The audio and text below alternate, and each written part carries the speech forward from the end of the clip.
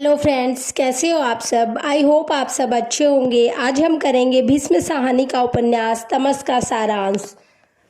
भीष्म साहनी का उपन्यास तमस है। भीष्म साहनी का जन्म रावलपिंडी में हुआ था। अपने उपन्यास तमस की भूमिका में भी रावलपिंडी में हुए दंगों को रखा है। उन्होंने देश विभाजन की स्थितियों को बनाते हुए तथा तनाव को फैलते हुए महसूस किया था। तमस के संस्करण में उन्होंने लिखा है, तमस का परिवेश मार्च 1937 में रावलपिंडी तथा आसपास के गांव में हुआ हिंदू मुस्लिम दंगे है। यह दंगे लगभग 5-6 दिन तक रहे और जिले के सैकड़ों गांव को अपनी लपेट में लिया। दंगे तो 5-6 दिन तक ही रहे, लेकिन वर्षों पहले से देश के वायुमंडल में हिंदू मुस्लिम तनाव पाया जाता था। जब से पाकिस्तान की तहरीक चली थी, सांप्रदायिक प्रचार को एक तरह से खुली छूट मिल गई थी। मैंने तनाव के दिन देखे हैं। उन दिनों में कांग्रेस की जिला कमेटी का सदस्य था और जिले में जगह जगह घूमने का इत्तफाक भी हुआ था। तनाव के वे दिन बुलाए नहीं भूलते। साहनी ने अपनी बात नामक निबंध संग्रह में संकलित तमस की पूर्व वेला नामक अपने एक संस्करण में अपने शहर में हुए दंगों, तनाव और बिगड़ते माहौल का जिक्र किया है। दंगों के संदर्भ में उन्होंने लिखा है, बंटवारे के कुछ महीने पहले हमारे शहर में फिर दंगा हुआ था। अब की बार देश भर में जगह जगह भयानक दंगे हो रहे थे और यह दंगा भी शहर तक सीमित न रहकर हमारे शहर के आसपास के 20 गांव में फैल गया था। तब भी मंडी में आग लगी और आसमान लाल हो गया था। अपने आसपास की इन्हीं स्थितियों को भीष्म साहनी ने अपने उपन्यास तमस का विषय बनाया। उपन्यास की कथा वस्तु का प्रत्यक्ष संबंध विभाजन से नहीं है, विभाजन पूर्व सांप्रदायिकता से है। वास्तव में उपन्यास में घटी घटनाओं के कारण ही विभाजन अटल बन गया था। यह उपन्यास वस्तुतः देश विभाजन की पृष्ठभूमि पर लिखा गया उपन्यास है। तमस का परिवेश मार्च अप्रैल 1947 में पंजाब के एक जिले रावलपिंडी में हुए हिंदू मुस्लिम दंगे हैं। ये दंगे विभाजन पूर्व लोगों की मानसिकता, नफरत के फैलते जहर की तासीर को उजागर करते हैं। रावलपिंडी और उससे संबंधित कुछ देहातों में अचानक ही जो सांप्रदायिक तनाव निर्मित हुआ और उस तनाव से वहां जिस प्रकार के दंगे हुए, उन दंगों के समय आम आदमी की जो स्थिति हुई उसे कथा वस्तु के रूप में समझने की कोशिश हुई है। यह वही समय है जब कैबिनेट मिशन की योजना के अनुसार केंद्र में अंतरिम सरकार बन चुकी थी। पंडित नेहरू इस सरकार में प्रमुख थे। लीग भी सरकार में सम्मिलित हुए थे, परंतु वे अपने तरीके से अलगाव बढ़ा रहे थे। लॉर्ड माउंटबेटन दिल्ली आ चुके थे। सारे समझौते के बावजूद लीग विभाजन के लिए अनुकूल वातावरण बनाने में सक्रिय थे, क्योंकि पाकिस्तान का सुखद स्वप्न उन्हें इस कार्य हेतु गतिशील कर रहा था। इस समय पंजाब में सांप्रदायिक दंगे शुरू हुए। इन सांप्रदायिक दंगों को रोकने के उद्देश्य से ही कांग्रेस कार्यकारिणी 1 मार्च 1947 को पंजाब विभाजन की योजना रख चुकी थी। दिल्ली से दूर पंजाब के एक मुस्लिम बहुल जिले में इन राजनीतिक घटनाओं की प्रतिक्रिया होनी स्वाभाविक ही थी। हिंदुओं के खिलाफ मुसलमानों को भड़काने का कार्य लीग कर रहे थे और आर्य समाज, सिखों के प्रमुख तथा अन्य हिंदुत्ववादी संगठन भी हिंदुओं और सिखों के संगठन में कार्यरत थे। इस तरह धार्मिक संगठन हिंदुओं और सिखों के मन में धार्मिक विद्वेष की भावना को गहरा करने में भी अहम भूमिका निभा रहे थे। तमस में गुरुद्वारे में मुसलमानों के खिलाफ जहर उगला जाता था और उनसे मुकाबले की तैयारियां जोरों शोरों से की जा रही थी। जो एक आध लोग सुलह सफाई से झगड़ सुलझाने की बात करते तो उन्हें कौम के गद्दार कहकर तिरस्कृत किया जाता था। उधर आर्य समाजी मास्टर जी मलेच्छों से लोहा लेने हेतु रणवीर जैसे 15-16 वर्षीय बच्चों को तैयार कर रहे थे। मुर्गी काटकर उन्हें यह बता रहे थे कि शत्रु को कैसे मारा जाता है और जहर का असर यह होता है कि इंद्र के जोश के हाथों एक मासूम इत्रफरोश मारा जाता है, जो उसे बच्चा समझकर उसे उसके घर पहुंचाने के लिए साथ हो लेता है। उस समय देश के कांग्रेसी कार्यकर्ता अमन के लिए प्रयत्नशील थी और अंग्रेज अधिकारी इन दोनों संप्रदायों के हिंसात्मक कार्यों को खामोशी के साथ देख रहे थे। बड़े तबके के हिंदू मुस्लिम अधिक सुरक्षित थे, छोटे तबके के लोग ही सर्वाधिक परेशान थे। उक्त उपन्यास में उस समय कार्यरत 6 शक्तियों का चित्रण मिलता है। नंबर 1 अंग्रेज, नंबर 2 मुस्लिम लीग, नंबर 3 समाज Arya Samaj, number 4 communist, number 5 Congress और नंबर 6 सिख। सन 1946-47 के किसी भी कस्बे या छोटे मोटे शहर में उपयुक्त शक्तियां कार्यरत थी। इनमें से आर्य समाज, सिख समाज, कांग्रेस और कम्युनिस्ट विभाजन विरोधी थे। लीग और अंग्रेज विभाजन समर्थक ऐसे लेखक का मानना है। उपन्यास की कथा वस्तु 2 खंडों में विभाजित है। पहले खंड में कुल 13 प्रकरण है। नत्थू नामक एक साधारण चमार की कहानी से उपन्यास का आरंभ होता है। मुर्दा अली नामक एक कट्टर मुस्लिम व्यक्ति ने उसे सुअर हत्या का काम सौंपा है। बदले में उसे 5 रुपए दिए गए हैं। नत्थू को यह नहीं मालूम कि सुअर की लाश की आवश्यकता क्यों है। उसे तो यह कहा गया है कि किसी स्लोत्री साहब को उसकी आवश्यकता है। उपन्यास का आरंभ नत्थू द्वारा कोठरी में सुअर मारने की घटना से ही होता है। बड़ी मुश्किल से रात भर सुअर के साथ संघर्ष कर नत्थू उसे मारने में सफल होता है। दूसरे दिन सवेरे ही शहर में खलबली मच जाती है कि मस्जिद की सीढ़ियों पर किसी ने सुअर मारकर फेंका है। शहर में इस घटना से तनाव व्याप्त हो जाता है। मुस्लिम चिढ़ जाते हैं और शहर का वातावरण एकदम से गंभीर हो जाता है। प्रभात फेरी निकालने वाले मेहताजी, बख्शी, कश्मीरी लाल, शंकर आदि को जब इसका पता चलता है तो वे भी घबरा उठते हैं। मानसिक रूप से विक्षिप्त जर्नल इसका दोष अंग्रेजों पर डालता है। जनरल भी अपनी घनी बाहों के बीच छिपी छोटी छोटी आंखें मस्जिद की ओर गाड़े खड़ा था। छूटते ही बोला, अंग्रेजों ने फेंका है। उसने नत्थू ने फड़कने लगे और वह फिर से चिल्लाकर बोला, अंग्रेजों की शरारत है, मैं जानता हूँ।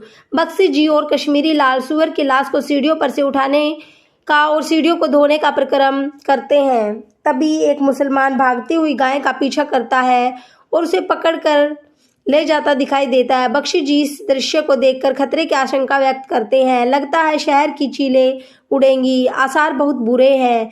बख्शी जी की यह आशंका सच साबित होती है। सुअर के बदले में एक गाय मार दी जाती है और परिणाम स्वरूप सारे शहर में आगजनी और खून की घटनाएं शुरू हो जाती है। कट्टर हिंदुत्ववादी संगठन हिंदुओं को इकट्ठा कर संरक्षण के तरीके सिखाते हैं तो इधर लीग हिंदुओं पर आक्रमण की योजना बनाती है। 20 घंटों के भीतर सारे शहर पर मुर्दनी छा जाती है। अनेकों की हत्याएं होती है, दुकानें जलाई जाती है। अंग्रेज डिप्टी कमिश्नर पूर्णतः खामोश रहता है और बार बार यही कहता है कि वह कुछ भी करने में असमर्थ है, क्योंकि ताकत तो उस वक्त नेहरू के हाथ में थी। यहाँ तक कि वह शहर में कर्फ्यू लगाना भी आवश्यक नहीं समझता।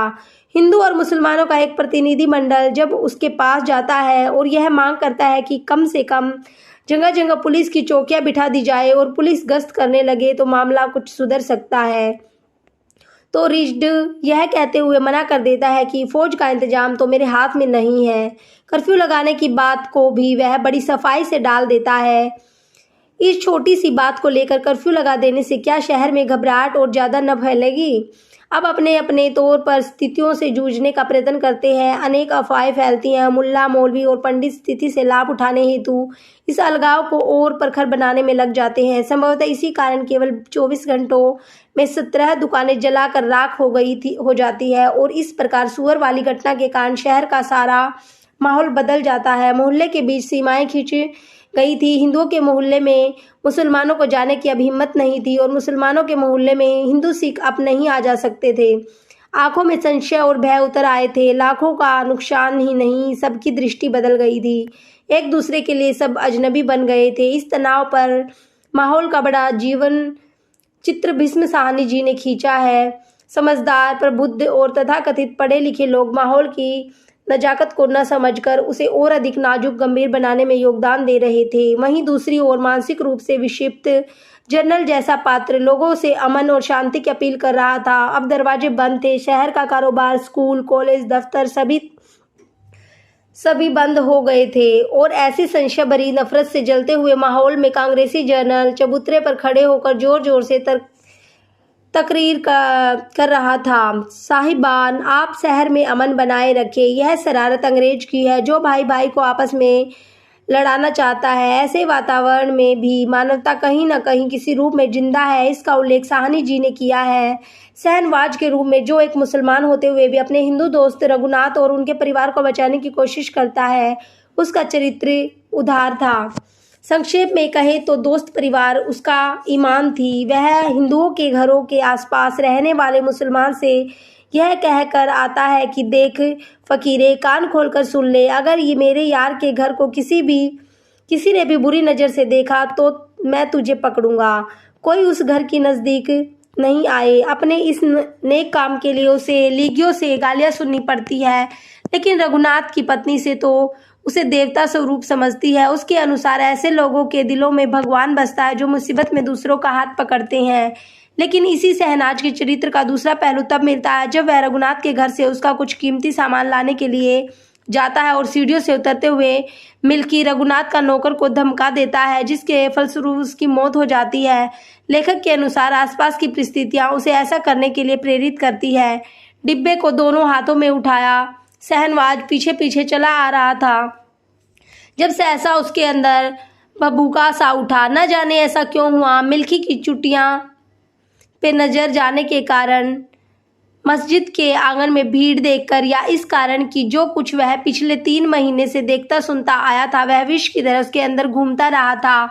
शहनवाज ने जोर से बढ़कर मिल्की की पीठ में जोर से लात जमाई। मिल्की लुढ़क कर गिरा और सीढ़ियों के मोड़ पर सीधा दीवार से जा टकराया। जब वह नीचे गिरा तो उसका माथा फूटा हुआ था और पीठ टूट चुकी थी, क्योंकि जहां गिरा वहां से वह उठ नहीं पाया। शहनवाज का गुस्सा, जिसका कारण वह स्वयं नहीं जानता था, बराबर बढ़ता जा रहा था। पास से गुजरते हुए उसका मन हुआ पैर उठाकर उसके मुंह पर दे मारे, कीड़े को कुचल दे, पर सीढ़ियों के मोड़ पर उसे अपना संतुलन खो देने का डर था। रघुनाथ की तो वह रक्षा करता है, लेकिन उसके अंदर एक प्रतिक्रियावादी भावना भी छिपी पड़ी थी, जिसके फलस्वरूप या परिस्थितियों के कारण मानसिक दबाव में आकर वह मिल्की को धमका देने पर विवश हो जाता है। दूसरी ओर कम्युनिस्ट कार्यकर्ता देवदत्त भी तरीके से दोनों धर्मों के बीच अमन कायम करने की कोशिश में लगा है, परंतु उसकी कोशिश नाकाम हो रही है, क्योंकि कांग्रेसी हिंदू संगठनों से मेल मिलाप कर रहे हैं और अंग्रेज रिचर्ड फिसाद को लेकर निष्क्रिय है। विवेक की शक्तियां समाप्त हो चुकी है। बच गए हैं केवल वे ही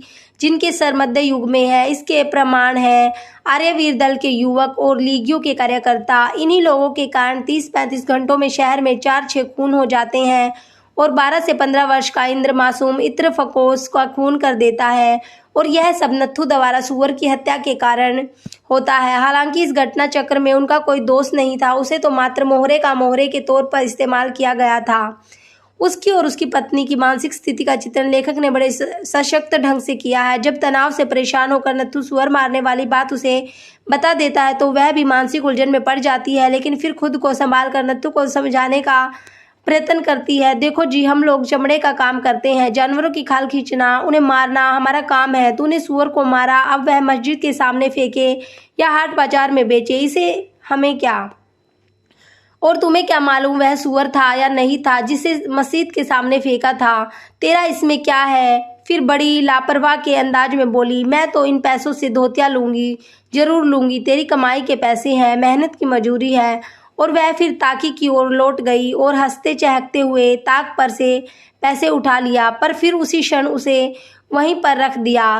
क्या विडंबना है! जो वास्तविक अपराधी है वे पर्दे के पीछे है, और जो मोहरे के रूप में इस्तेमाल किया गया है वे अपराध बोध से ग्रस्त है। प्रथम खंड की कथा वस्तु का समापन यहीं पर हो जाता है। कुछ 13 प्रकरणों में प्रातः 4 बजे से लेकर दूसरे दिन की दोपहर तक का चित्रण इस खंड में किया गया है, अर्थात केवल 30-35 घंटों में मामूली घटना से सांप्रदायिकता की आग कैसे फैलेगी, इसका यह चित्रण हुआ है। उन दिनों इस प्रकार की घटनाएं आम थी, जैसे सुअर की हत्या करवाकर मस्जिद की सीढ़ियों पर फेंकने वाले मुस्लिम मुराद अली ही है, जो नगर परिषद का सदस्य भी है और अवसरवादी भी। उसके चित्रण का ज्यादा उभार कर उसके कार्यों का कारण स्पष्ट किया जा सकता है, लेकिन सुअर को मारने की घटना के बाद वह प्राय उपन्यास से नदारद ही रहा है। दूसरे खंड में जिले के आसपास के गांवों की मानसिकता का चित्रण किया गया है। शहर की इस घटना की प्रतिक्रिया देहातों में आरंभ होती है। पश्चिमी पंजाब के देहातों में हिंदू और सिख अल्पसंख्यक थे, आर्थिक दृष्टि से संपन्न थे। इस कारण भी उन दिनों उन पर अधिक जुल्म हुआ। ढोक इलाही बख्श के हरनाम सिंह और बंतो नामक वृद्ध सिख की दर्दनाक स्थिति से दूसरा खंड शुरू हो जाता है। यह दंपत्ति अपना गांव छोड़कर भागना नहीं चाहते, पर जब उनका हमदर्द करम अली ही उन्हें भगाने की सलाह देता है तो वह अपनी थोड़ी बहुत जमा पूंजी लेकर भाग खड़े होते हैं। फिर एक बार सांप्रदायिक सद्भाव दिखाई देता है एहसान अली की पत्नी के रूप में, जो थोड़ी झिझक के बाद उन्हें अपने घर में शरण देती है, लेकिन उसकी बहू अकरो उसकी मुखालफत करती है। एहसास अली से हरनाम सिंह की पुरानी जान पहचान है, उसे अपना घर में पाकर उसकी जान बचाकर वह उस पर एहसान लाता है, जबकि वह और उसका बेटा रमजान उसकी ही दुकान लूटकर उसका एक ट्रक लाए थे। फिर हरनाम सिंह पर एहसान जताते हुए बोला, निगाह का लिहाज है हरनाम सिंह पर जो कुछ काफिरों ने शहर में किया है, खुदा कसम उसे याद करते तो खून खोल उठता है। एहसान अली का बेटा रमजान उन्हें अपने घर में पाकर मारने पर तुल जाता है। अतः राजो उन्हें रात के अंधेरे में गांव के बाहर छोड़ आती है और पति द्वारा लूटा गया सामान भी लौटा देती है। यह कैसा भयानक वातावरण था। इंसानी कर्तव्य और सद्भावनापूर्ण व्यवहार लुप्त हो गए। बरसों की तरह रस्म स्त्रुता में बदल जाती है, पर आशा की किरण राजो के चरित्र के माध्यम से टिमटिमाती रहती है। पड़ोस के गांव में रहने वाले इकबाल सिंह की स्थिति इसी प्रकार खराब हो जाती है। जबरदस्ती उसका धर्म परिवर्तन कर दिया जाता है। हरनाम सिंह की बेटी जशबीर के गांव पर मुसलमान चढ़ाई कर देते हैं। सभी सिख गुरुद्वारे में इकट्ठा हो जाते हैं और वहां स्त्रियां कुएं में कूदकर आत्महत्या कर लेती है। सबसे पहले जसबीर कुएं में कूद गई। उसने कोई नारा लगाया, किसी को पुकारा नहीं, केवल वाह गुरु कहा और कूद गई। उसके कूदते ही कोई कुएं की जगह पर कितनी ही स्त्रियां चढ़ गई। हरि सिंह की पत्नी पहले जगत के ऊपर जाकर खड़ी हुई, फिर उसने अपने 4 साल के बेटे को खींचकर ऊपर चढ़ा लिया और एक साथ ही उसे हाथ से खींचती हुई नीचे कूद गई। देवा सिंह की घरवाली अपने दूध पीते बच्चे को छाती से लगाए ही कूद गई। प्रेम सिंह की पत्नी खुद तो कूद गई, पर उसका बच्चा पीछे खड़ा रह गया। उसे ज्ञान सिंह पत्नी ने मां के पास धकेल कर पहुंचा दिया। देखते ही देखते गांव की दसियों औरतें अपने बच्चों को लेकर कुएं में कूद गई।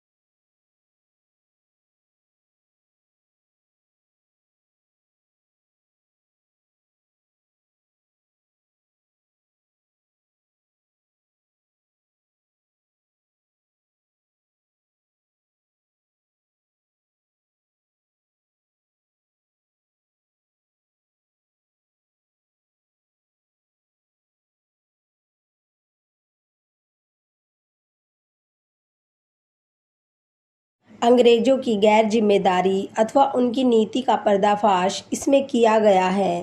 अंतिम प्रकरण में दोनों खंडों की कथा को मिलाया गया है। 5 दिन के बाद कर्फ्यू लगा दिया जाता है। जो हजारों लोग बेघर बार हो गए हैं, उनके लिए रिफ्यूजी कैंप खोले गए हैं। कुओं से लाशों को निकालने का प्रयत्न शुरू किया गया है।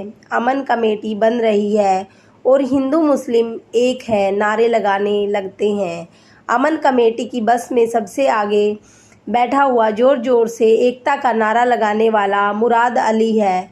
वही मुराद अली जिसने नत्थू चमार से सुअर मरवाकर मस्जिद की सीढ़ियों पर फिकवा दिया था। वस्तुतः यह उपन्यास उन कारणों या मानसिकता की तहसील पर आधारित है जिसके कारण विभाजन अनिवार्य बन गया था।